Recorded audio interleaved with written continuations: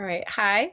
Thank you so much for joining us today. My name's Bailey Smolarek, and I'm an associate researcher at the Center for Research on College Workforce Transitions. And welcome to the third of our webinars on participatory action research and practice. And I'm very, very excited to welcome today the Women That Fight research team. So I'll tell you a little bit about them before they begin. The Women That Fight research team is comprised of 4 young women of color who are members of the Women That Fight at the Hana Center, a community-based organization that builds Korean American and multi-ethnic immigrant power in the Chicago area. Women That Fight was founded by high school youth to provide a healing space for young women of color to build community and to develop the skills to advocate for themselves and others facing gender-based oppression. The research team members are Chicago public school students, Angeline Jimenez and Chelsea Ralden, and college students, Dallin Eep and Samira Haq. Dr. Eugene Park, a postdoctoral research associate at the University of Illinois at Chicago, acts as the research mentor. And in today's presentation, the research team will discuss their current PAR study, which examines how the messages that girls of color receive from their schools shape their understanding of consent. Angeline, Chelsea, Dallin, and Samira will show how they came into this project, their methodology and current data collection progress, and their plans for putting their findings into action. The youth researchers will reflect on how this experience has shaped their own understanding of research, education, race, and gender. And Dr. Park will also share her reflections on supporting community-based youth participatory action research. So once again, thank you so much. As the team is sharing their work with us, if anyone has questions, please put them in the chat and we'll save about 15 minutes at the end to discuss questions at that time. So yes. Thank you, Dr. Smolarek, for that introduction, and thank you so much for organizing this talk. So for most of our time today, the youth researchers will be explaining their project and what they've learned, both about the research topic itself and about becoming a youth researcher. But I did want to provide a little bit of background about how our collaboration came to be. So as Dr. Smolarek said, Women That Fight is part of a community-based organization called the Hana Center. And I first reached out to Hana Center when I was wrapping up my dissertation as part of my growing commitment to reciprocity and community engagement as a researcher. And as we got to know one another, I collaborated with the Hana Center to develop and support a number of critical youth programs for Asian American youth. And so as that relationship developed, I became more and more interested in how Hana Center influences youth's understandings of race and gender and resistance to power. And so, or rather resistance to oppression. So when I finally approached the executive director about potentially expanding our relationship through research, she proposed that I assist them in reviving their gender justice program and incorporating a participatory action research component, because that was something that the organization had been interested in, and also youth were expressing an interest in that. And so after something of a false start due to COVID, we finally got started in earnest in September of 2020. And my approach to this project was that I would invite Women That Fight members to be a part of the research team, and I'd provide them with research tools and support them through the logistics and the processes of research. But the project's question, design, and purpose had to be driven by youth, the 4 young women that you see here today. And so you'll hear Chelsea talk a little bit more about that in a moment. And, you know, just to situate you all, we are still just beginning data collection at the moment. So you all are really getting to see us and talk to us while we're really right in the middle of things. And I'd be happy to answer any questions about my experiences with the project and my approach to PAR, but I really encourage everyone here today to consider this time as a chance to engage with the youth researchers themselves who are doing this work right now. And so with that, I'm going to start sharing my screen, and Dallin will get us started.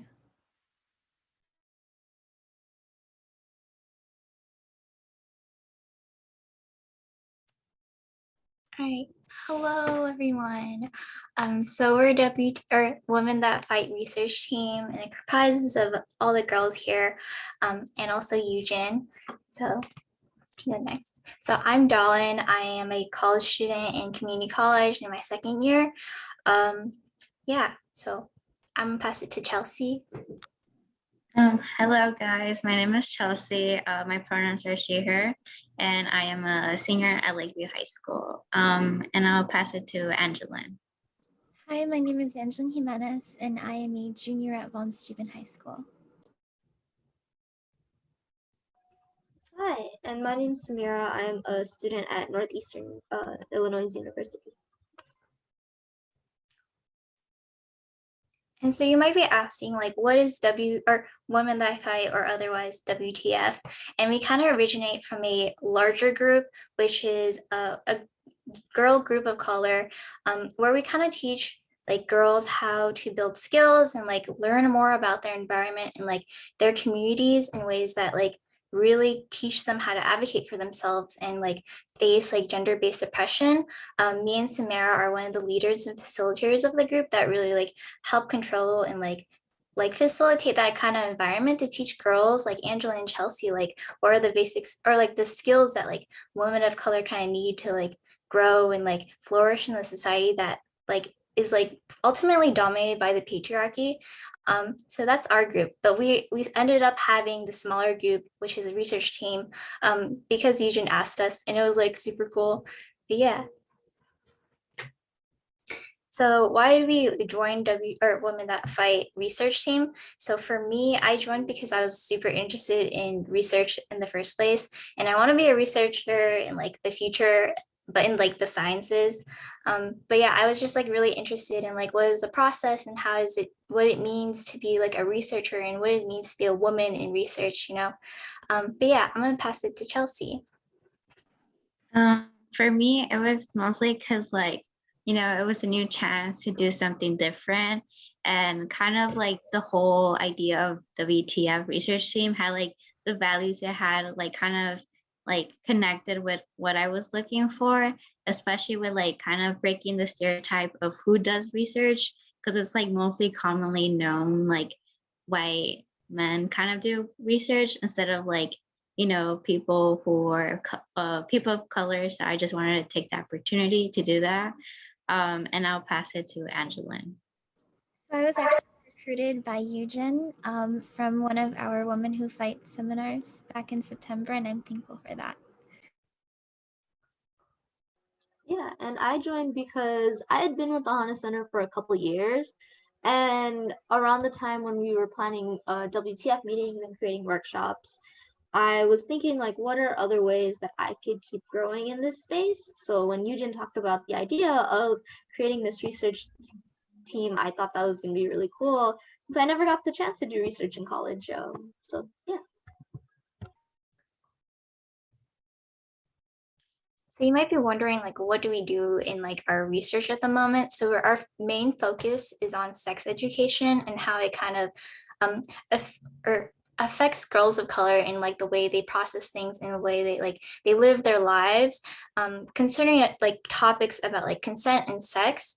And so we kind of recognized as girls of color in these classes that like not all like classes are the same for sex education across the state, and that this is like the only place in high school where we actually learn about our bodies and actually have like formal education about it. And then we also realized that like they kind of fail to teach about us about like that kind of relationship with like sexual relationships, or like the importance of consent. It's like very much briefed over, and it's kind of viewed as like just like, oh, you're just gonna get the grade or whatever, and like you're just gonna do this class because it's like mandatory. And like as girls of color, we don't really I feel like many girls of color don't actually learn how to explore those kind of like identities when it comes to like coming across like very difficult situations concerning sexual abuse, or just like their identities in general. And so we actually focus on like collecting those stories and experiences of girls of color to show that that like sex education kind of lacks that substance in really teaching like this diverse pool of students in like Chicago, the actual like vital needs of like sex education. And we really just want to see like what girls of color want to learn in these situations and in these classes, and like create a narrative for girls of color that have like this kind of struggle when this comes to like ideas of consent, sex, and their bodies. And ultimately, this is very much a feminist research perspective that we as girls of color are like working for and towards, like uplifting these stories of women and like girls in high school. And that is really what we're like trying to center on. And so like, why is it important? So there's 25 schools that actually mandate sex education, but only 14 out of those 25 schools are actually medically accurate when teaching sex education. And that is like a problem. And if you can see here, I like took all this information from USC, the nursing department, where they really collected that kind of data, and the CDC also collected this data where they viewed like what states required what within the sex education classes. And you can see that like it varies between all the states. It's not very consistent. There's no like set standard for sex education classes. And that like really took an interest in us like really wanting to learn like what does it mean to be like to really see like those sex education classes in Chicago especially. And if we look deeper, like these sex education classes can actually be really racist and non-inclusive of other races and genders. We actually read some data from a book called Girls of Color, Sexuality and Sex Education. And this journal kind of like comprises most of the experience of girls of color in Chicago, I believe, where they actually saw like instances where like the adults in the situation actually showed this like implicit bias towards races of like how girls should act, and like all these things that are kind of taught through stereotypes that like aren't necessarily like explicit, but like they're very much implicit in how they teach it, and even more so in like the education that we're taught. And that can be like super unfair. I think we also acknowledge that like that is something we want to change for like, I guess like all genders and all people going through like high school and like going through like sexual education. And yeah, so we just kind of want to understand what kind of experiences do girls of color like experience within these classes, but also outside of that class, and like what kind of information do they take in from those like textbooks and like those discussions in sex education, and are they really impactful? And I think the more important thing that like we actually like realize as we're talking about our own experiences, that like we normally think about our parents who haven't taught us enough, or just like our culture who kind of makes this like gender, or make these gender norms within our environments that like can be really restraining. But the thing is, like, the fact that we are bringing up our own experiences about our parents and our culture, the one thing that's not there is actually like the things we learn from our schools. And I think in of itself that shows that like, sex education is not doing enough for us, and this could possibly mean like for a lot of other people as well. And that like we really need to have these kind of conversations about sexual education, because they're so like kind of just like thrown on the side and like shadowed, because literally just for a grade, you know. But yeah, I'm gonna pass it to Angela. Hi everyone, I'm going to talk now about our research question, why we decided it was important. Our research question is, how do the messages that high school girls of color receive from their schools about sex affect their understanding about consent? First, I'm going to explain how we decided on this question. All of our experiences in sexual education were different. From our different experiences, we mean that the curriculum is not equally spread across the district. We all came from different Chicago public high schools, and we all experience sexual education differently. And when we actually learned about sexual education, it was from our own personal experiences rather than from our own classes. Talking about sexual assault and harassment in our communities is a taboo topic that victims feel shameful for.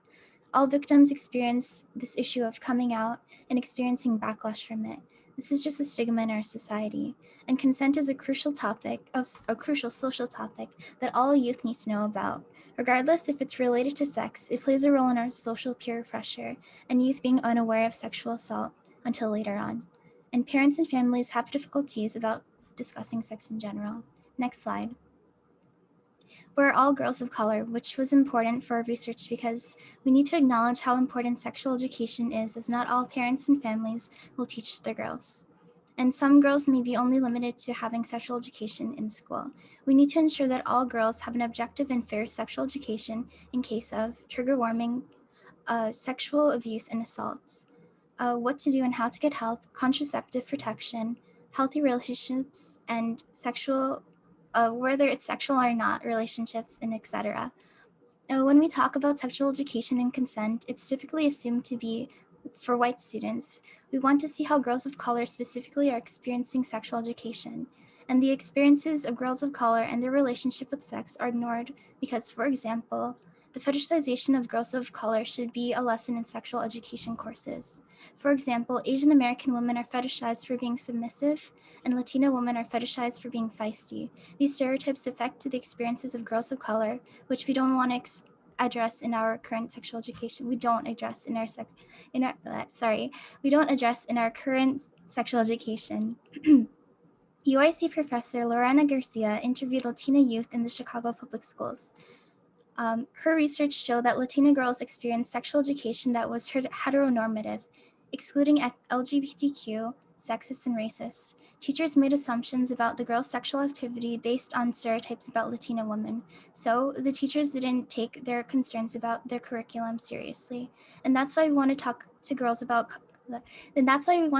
girls of color about our project, so we can learn more about how they encounter these stereotypes in sexual education. Next slide.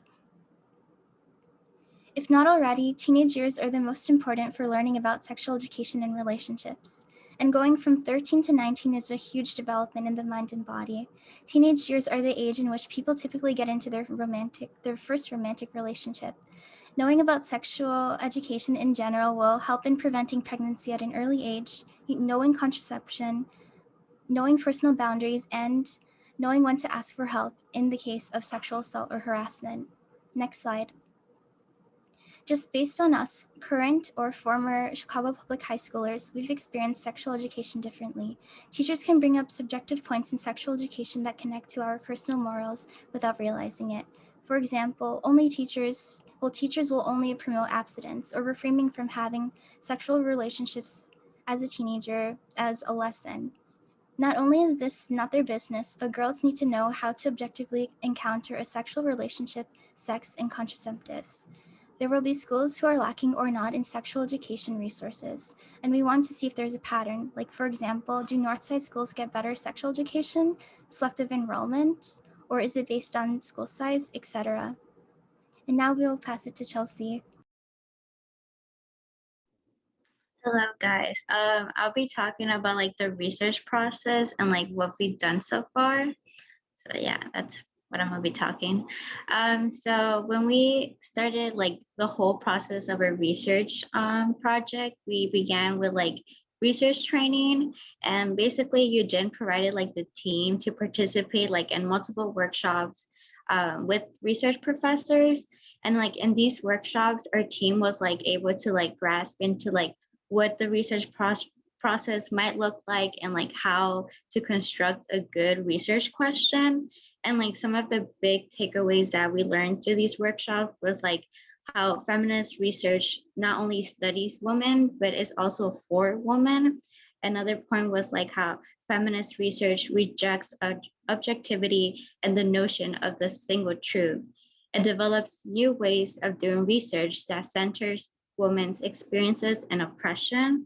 And that was basically like the takeaways that we got from the research training. And then from there, we moved on to like selecting our research question. And here we discussed some like topics that our members like felt passionate about and were like really interested in, because like the whole like selecting what question we wanted to work on was like kind of like challenging because we all had different interests. But like we decided to go on like based on like our experiences, we talked and like discussed that sex ed and like the curriculum and like girls of color was something like we wanted to advocate for. And like without that discussion, we wanted like to explain how like the sex ed curriculum has failed girls of color, like to teach us like the importance of consent and sex. And with that, we started like finalizing our interview guide. And that with like our weekly meetings that we have, we kind of broke it down, our interview guide, into like 6 topics.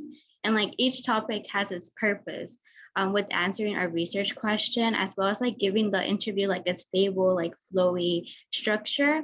And with like our team was like creating this interview guide, we wanted to ask questions to our interviewees, not to like only answer like the research project question, but like to also like give a platform for participants to share their stories, and like so that we can listen and like take really like, you know, appreciate their stories that they're sharing, because they can like those stories can be really vulnerable. And like as feminist researchers, we emphasize on prioritizing to like listen to women, because that is basically our purpose with this research. And like before creating our interview guide, we kind of like what we did, reach out to like counselors and teachers to like for them to like kind of share their lesson plan and syllabus, so that we like by getting this information, we wanted to like know the official policies, like guidelines and like concepts that CPS sex ed curriculum was like, so that we can like from that information we can create like our questions and like get a deeper insight into what they're teaching students. Even though like we didn't get specific lesson plans, we did look up to like CPS and Illinois guidelines for sex ed, which were like included in our like research questions as well. Yeah, so next slide. Oh, so as you guys can see, that's our flyer, which is really beautiful because it was created by Dawn and Samira. So basically, we are currently recruiting participants, like about 20 girls of color who are CPS high schoolers. We have posted this flyer like on social media, as well as like reached out to other youth organizations that like are part of HANA Center. We have FISH and WTF who have a lot of youth members. And then this flyer, you can see it has the like requirements and like the purpose of a research project, and basically like a link to like be like accessible to people to reach out to us. And you guys, our audience, if you guys like know that someone can be interested in like participating and would like to like, you know, participate in our interview, like please feel free to like share this poster to like whoever might be interested. So yeah, and then going with like analyzing and reviewing our recorded interviews, we're kind of still like questioning what to do with our data, because it's like, I mean, we have like a lot of like ideas on what we can do, but it's still like up in the air. So yeah, that's like the part that we're in right now. So now I'll pass it to Samira, where she was gonna share about like what we learned and like what the skills and knowledge that we developed throughout this research project. Yeah, so for all of us, it was our first time doing a participatory research project. So we all learned about the steps, the amount of time, and all the dedication that goes into doing research. And I think one thing that we really learned that made a difference about it being a participatory research project is that we learned how it's important to make sure our work is accessible for anyone to be able to read and understand, but also the second part of like making some sort of impact in our community. We realized that's why we decided to do a participatory research project, not just a normal research project. We wanted to make sure we impacted the community in some type of way. Yeah, and of course we learned like general skills like speaking, socializing, getting out of our comfort zone, because we had to attend trainings, we had to interview other students, talk to adults, post on social media, which a lot of us we don't really do often. But you know, a lot of skills like that just come with doing research. But yeah, I think with this project we were really intentional about practicing feminist of color values, um, so that way we could center the voices of girls of color, uh, especially because we don't often hear their voices when it comes to sex ed, and like, you know, you don't often get to hear students talk about and try to make changes in their curriculum. Um, their voices aren't really heard when it comes to deciding what goes into the curriculum. Yeah, and that just kind of goes more into what we've learned just from like having our discussions, doing our own research before we started creating our interview guides and such. We learned that, you know, CPS, it's not really doing a good job of teaching young girls about sex and consent. There is a set guideline that Illinois has, and they, first of all, they don't even meet that guideline for a lot of schools, and second of all, the guideline itself, it's really lacking. Oftentimes it is, like we've mentioned before, it can be racist and sexist, and so we yeah, it's just not the best guideline to follow. We learned a lot about how like these stereotypes, they affect the curriculum, but also how the discussions in the media that are coming out and talking about sex and consent, oftentimes it doesn't really take into consideration people of color experiences, and they end up being left out. So that's one of the things we kind of learned to appreciate, is having a space like WTF and this research committee, where we can make sure we're having these discussions and we're making our voices heard.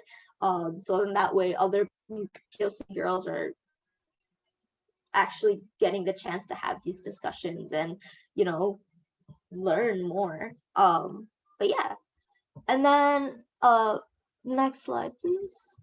Just a little bit on what we are thinking we want to do next, because it's still up in there, like Chelsea mentioned, but we realized we want to be able to do two main things. We want to talk to two main audiences, actually. We want to talk with other girls. We want to make sure we hold some sort of workshop or presentation or something with these young girls where we discuss our research and see what they can what they feel about what we're doing, and kind of either start these discussions with other young high school girls or further discussions that they might already have. But we really just want to present to them, hey, like, we're here, this is what we're doing, like, what do you guys think?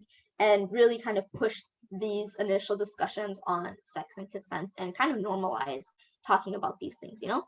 And the second thing we want to be able to do is, once we have our research and our data and everything, we want to present everything to CPS teachers and principals and administrators to push them to change the curriculum, because that's what we want to do with our work. We want to really try to make the curriculum be a lot more inclusive of the LGBT community, to not be as racist, to not be sexist, to really be mindful of who you are teaching and not just think of it as oh, this is just another mandatory requirement. We're gonna have them be in class for like 2 hours where we talk about like the basics, and even the basics isn't, you know, what are the basics, you know? So we want to try to talk to them to make these changes, to make the curriculum a lot better.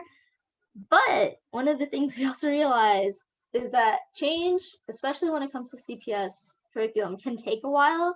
So the third thing that we were thinking of doing is creating our own resources for young girls to see.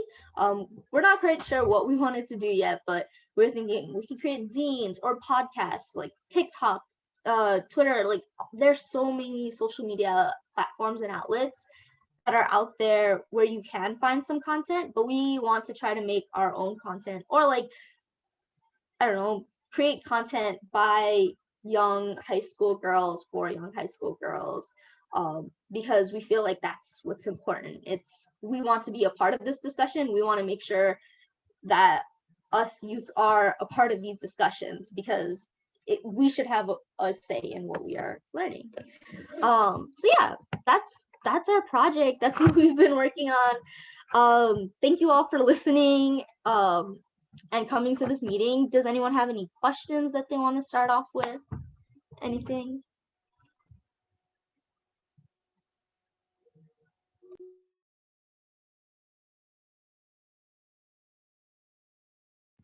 So feel free to put questions in the chat. That's such an amazing project that you all put together. Thanks so much for telling us about it. And I personally got a lot of questions. So that was super cool. So one thing I wanted to ask about to kind of get the ball rolling, and then folks, please add your questions to the chat. Is I'm really interested in the kind of the last piece you were just talking about the action components, and that's something I think about a lot with the research group I'm a part of as well, is just like figuring out where to put. You only have so much time in a day, right? So where to put that time to try to make some sort of progress or actionable goal or change, right? And so you all discussed kind of you mentioned that Illinois has like particular guidelines, but that in practice oftentimes the existing guidelines aren't even being met, let alone like the lack that they have. There's much to be done with them, right? So I'm wondering, like, how are you guys thinking through policy advocacy versus creating your own resources versus kind of just meeting with other with your peers to talk about that, and what are the conversations you're having about your hopes for action?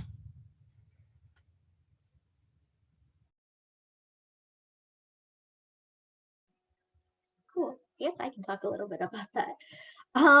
So I think like that definitely goes into our next steps, because we are still in the beginning research, and I don't think we've talked so much about like, policy change, but you're right, like that's the thing we definitely need to consider. One thing we have noticed is that a lot of schools have been partnering with like other organizations like Planned Parenthood to change their curriculum, or like to have a different curriculum. So that, I think that was like something interesting to see, like an organization that kind of is like, that's their whole thing, to promote safe sex and everything like that. That's what they're doing, and they're now going into school. So that's a thing that we noticed, and that's a thing we wanted to look into. We're currently trying to collect curriculums from other teachers, so we can see like, what are you guys actually doing? What are we what is a little bit different, because me and Dolan, it's been a while since we were in high school. But yeah, we want to see what other organizations kind of are bringing to the schools is one. And then yeah, i think that's kind of where we're at. Yeah, we haven't really talked a lot about like how we can change policy, um because when we talk about that, that's a lot. That's a lot of work. That's a lot of time.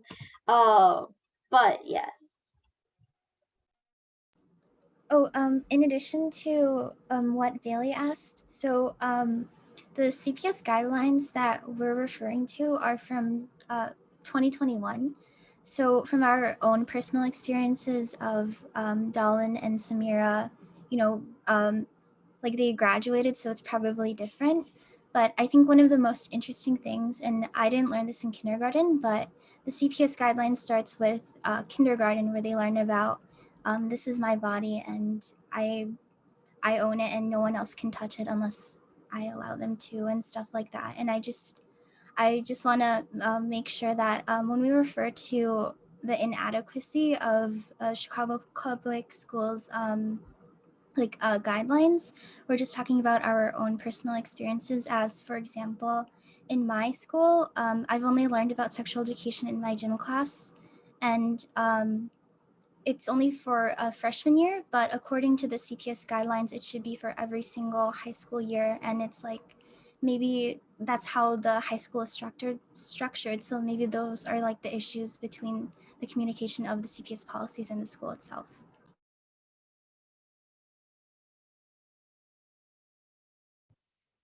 Yeah, it's been interesting even to see in the conversations between the 4 researchers about how these may be the policies or the guidelines that CPS sets, but that's not what is actually being experienced by girls. And so that has been interesting to think about, but sort of to get back to your original question, Bailey, I think that so far, a lot of the conversations has been around more about speaking back to and sharing their research with other girls of color, right? And like that has been the priority, because I think with this team, the priority is always is centering the experiences of girls of color and advocating for girls of color. And so I feel like you were talking about there's only so much time in a day, and like where do you put your energies, right? And this isn't necessarily like an explicit thing that we've talked about so far, but like if I think about the totality of the conversations that have happened in this space, it's certainly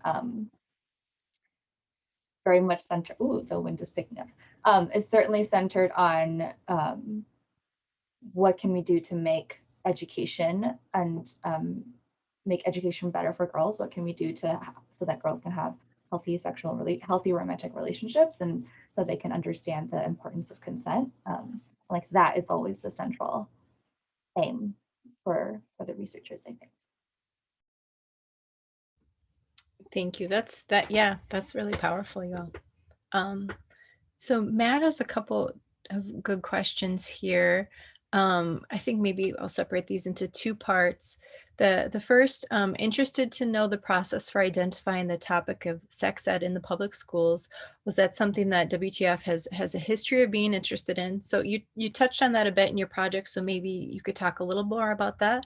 And then part 2 of the question is and this is maybe more for you, Jen, if you could talk a little bit about the logistics of the research, as in like IRB, funding, consent, how you've all navigated that process.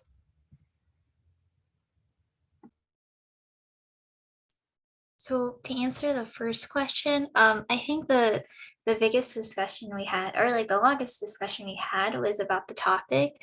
And like we said, like we all had like very different like ideas for the research topic.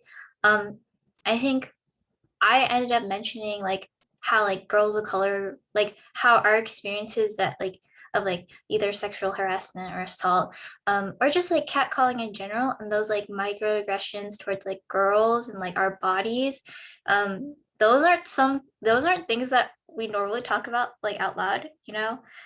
It's mostly within our own communities, within all the girls that like we kind of like let each other know like this happened to me, you know, and this is like how I dealt with it, and just like that coping mechanism that like we all kind of have to like self-learn and self-teach ourselves. um yeah, and just like the fact that this is something that like we don't necessarily talk about, and it's not something we taught in school of how to deal with those situations. And we were like, well, like where is the one place where we actually learn about these things? It's like sex education, you know. If anything, like that is where we learn the basics. And I think the biggest thing we kind of realize is that to learn about sex and consent and like learning about our identities is something that we have to live through to really learn that.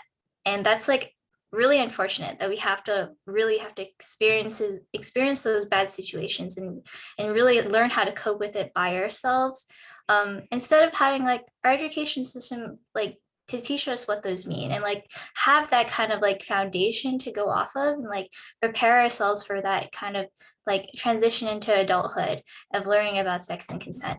And that's like where the sex education system or just sex education like classes really fail us, is that we don't have that structure. And at least like from what like we've discussed as a group, like we don't really necessarily have that structure at all, and all we have are our experiences to really show for that. And that's like honestly really sad.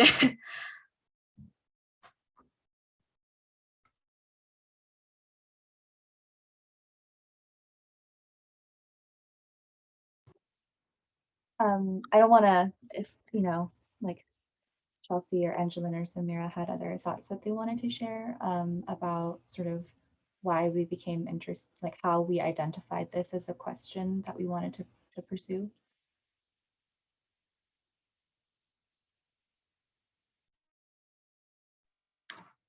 I feel like Dolan said it really well, but adding to what Dolan said, I feel like as for the topics for like the questions that we came up for our interview guide, most of it were like we have some questions about like, oh, like what do you remember was taught in your class, like how was the environment in your class, like where was it just something like, when we talked in a presentation, we talked of like how these classes of sex ed education mostly is like, oh, here's a worksheet, finish a worksheet, and then here's your A. And it's not mostly of like, it's just something like, especially how Angela said, like she only took sex ed her first year of high school. It's something that like we are like the sex ed teaches us, but like not for us to remember when it comes to the situation for us, like, first time having a sexual occurrence or something like that. And then we forget like those things that they've taught us because it's such a short amount of time that like we don't even know if like girls of color remember like what the definition of consent means, or like how like simple basic stuff that girls of color need to know. Like sometimes sex ed curriculum kind of, rushes these topics, and it's supposed to kind of like, they forget like this is supposed to be a discussion that, can affect a girl's, girl of color, like, how they, act when they come to these situations. I don't know if that answered the question, but yeah. Yeah, I think the biggest thing of that too, to add with Chelsea, that like it's not just girls of color who actually need this kind of education. I think like all people, all teens and like middle schoolers need this kind of education in the first place.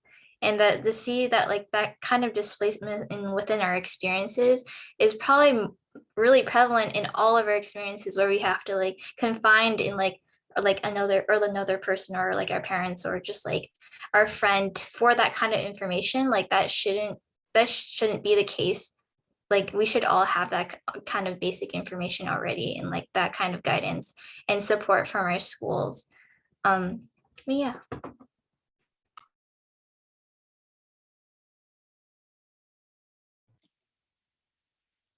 So I think one thing that we, at least Dahlin and Samira and I have talked about as part of the broader Women That Fight Planning Committee, very often at the end of our workshops that we hold, people will say, why didn't I learn about this in school? And so we talk about all kinds of different issues related to womanhood and related to feminism. And a lot of times that's the sort of reflection that people come back with. Why don't we learn this stuff in school? And so I think that that kind of was the seed of where the focus on schools came in from, right? So it's like, why are schools failing to teach girls about, a whole host of histories and experiences, but in this particular instance, also thinking about like consent and what should, for instance, like what do boys need to be doing so that they aren't sexually assaulting and harassing girls, right? Like why is it that schools are failing girls and girls of color in this way? And so I think that was um, like that was another conversation that sort of led to this focus on schools as well. And so I can sort of talk about the logistics of the research. One thing I can say is that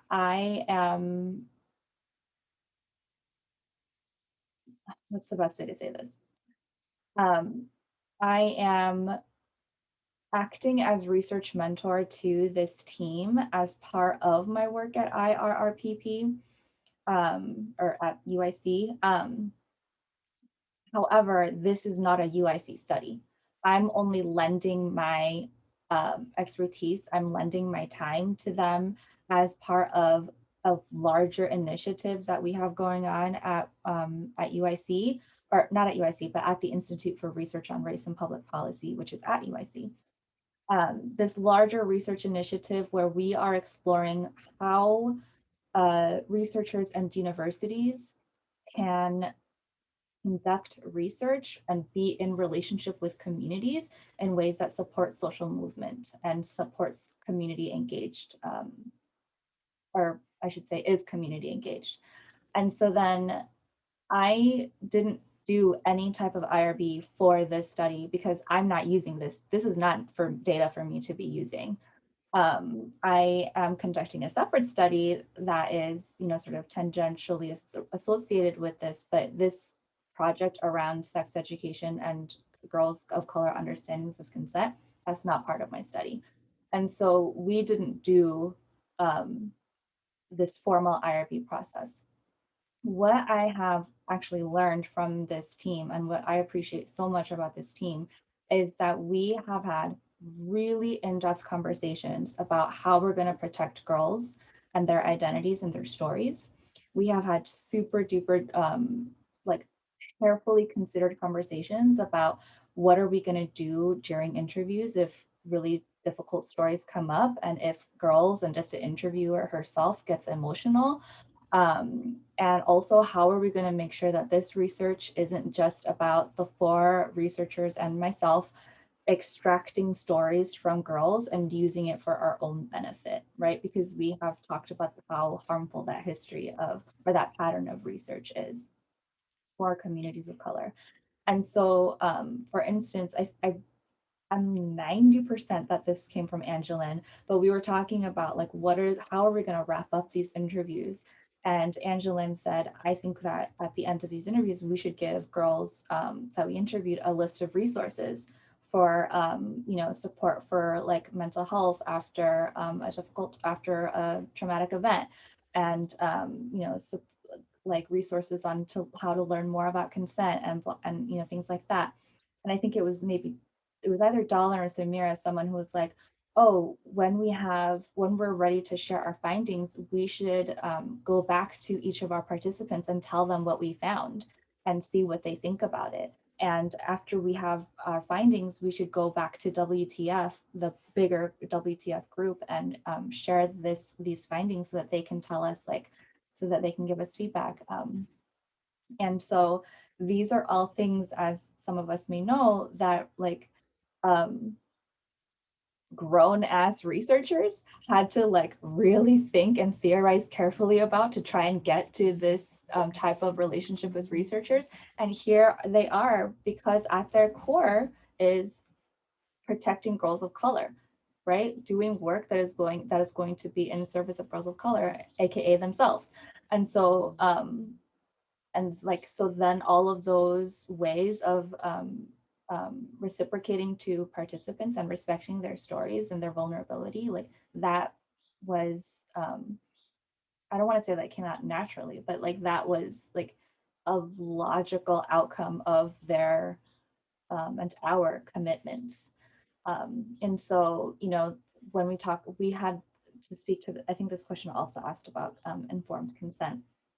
And so like that was also a big part of our conversation around like how are we going to tell them like what we're doing and why we're doing it and what we're going to do with the information, because we want to make sure that we're not being shady or whatever. And so the processes that the research team created were all based on those super in-depth discussions. And I would say they're way more meaningful than any kind of IRB protocol that I've ever written about how to protect, blah, blah, blah. And so, that was, I think, I don't know if I said this at the beginning, but I have been really thinking about this process as a process of learning with and from these young women of color here. And those were some of those moments where I felt like I'm really learning from these youth about what it means to think really deeply about like valuing participants' stories and experiences. Thank you so much for that.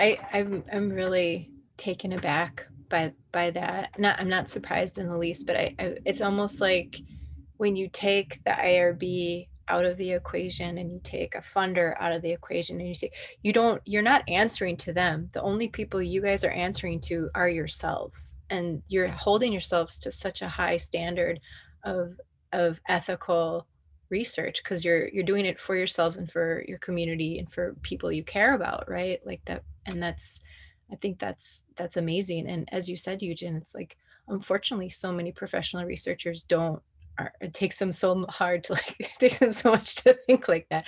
Whereas like having that as like the front for y'all, I think is super powerful. Very, very amazing. We've got a little bit more time if folks have more questions. You mentioned in your presentation an engagement with feminist theory and feminist literature towards the beginning of your project, towards the beginning of meeting with one another. I'm wondering if you could talk a little bit about like who you were reading or what you were talking about and how you've been thinking about feminist and women of color feminism since in the time that you've been together up until this point.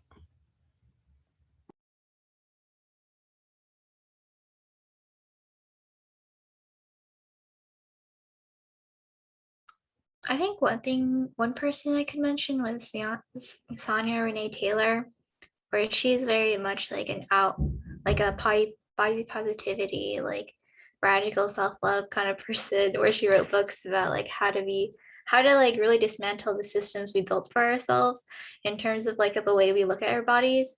And I think that's like one of the things we all kind of learned because I think I don't know who facilitated it, but it was in the larger WTF workshop where we really like focused on how to love ourselves in the way that like society, like in ways that we can love ourselves for ourselves, not the society that has built up this ladder, and that we don't have to climb this ladder to reach like this like kind of self-love that is like I think that is like one of the aspects that we kind of, I feel like we can kind of incorporate in terms of like how we kind of approach girls of color in general, really uplifting them from like who they are rather than like how society might perceive them, or the kind of perceptions they might have like taken of themselves. And I feel like that's like just an example of like how we're gonna like try to incorporate that kind of like the like thought process and like emotion and compassion towards ourselves. In that way, I think that was a really good workshop for, I guess, like all of us to really acknowledge those kind of roots, and acknowledge our like identities as who we are, as even as like women that in our bodies. Like, yeah. And anyone else want to mention anything?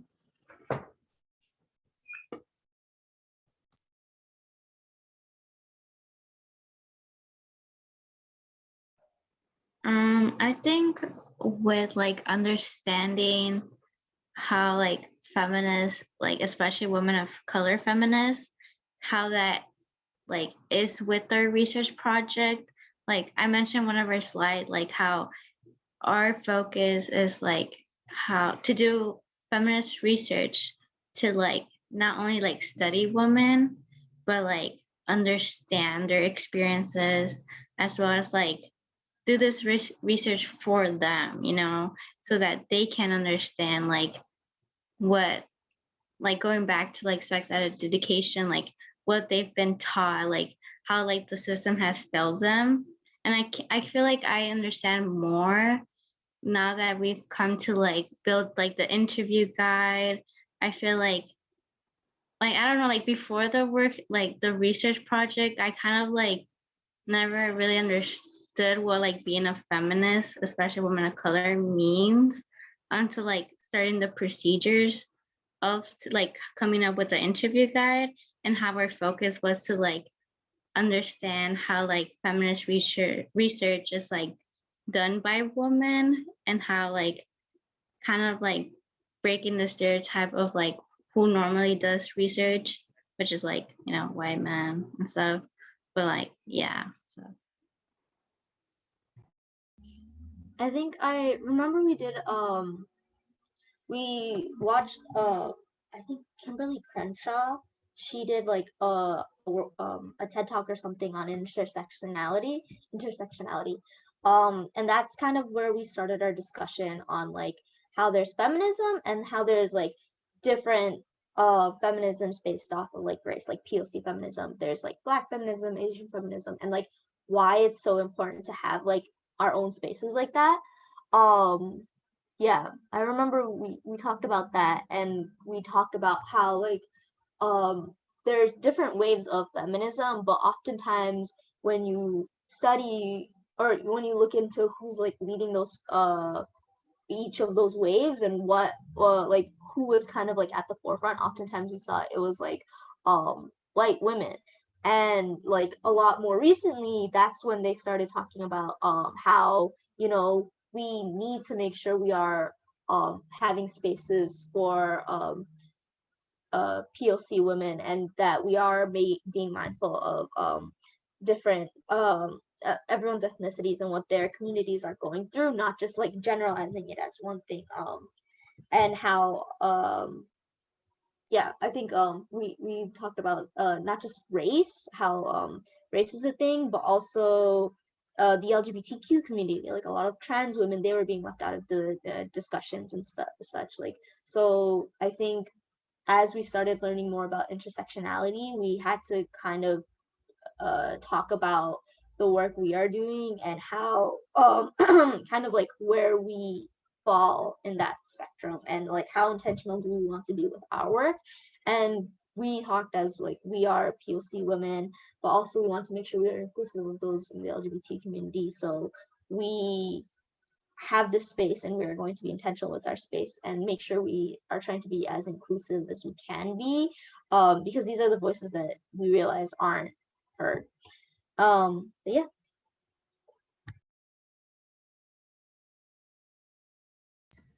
Well, thank you so much. That's a great place, I think, to stop, because we're at time. But I just wanted to thank Women That Fight for joining us today. And we look forward to learning more about your project and seeing where things continue. So thank you so much.